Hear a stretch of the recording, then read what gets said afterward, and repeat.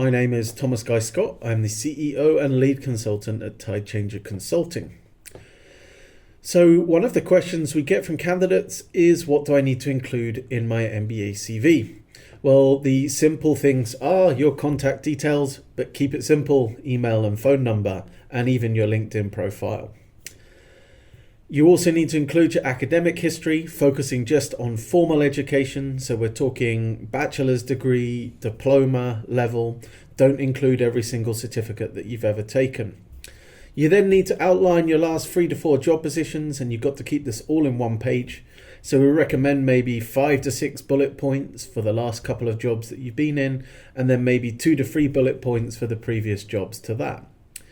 If you have had career improvements and that you've scaled the ranks of your company or moved to interesting places to work, make sure you highlight that throughout your CV. And one of the key things that we always recommend for a CV is to make sure you take credit for things that you've done.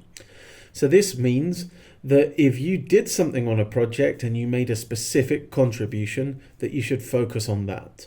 Avoid getting too much into things like cliches of being part of groups and part of teams, because that doesn't tell us about what value you added. And where you possibly can, look to try and quantify the impact of your actions. That may be through money, through resources, or through some kind of result that you had throughout your work. Okay. The final thing to include in a good MBA CV is your extracurriculars.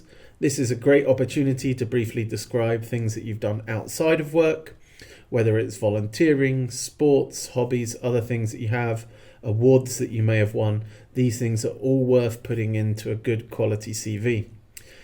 And the trick here obviously is to get everything into one page. If you look at pretty much all of the top MBA programs, they're going to ask you to get everything into one page of A4.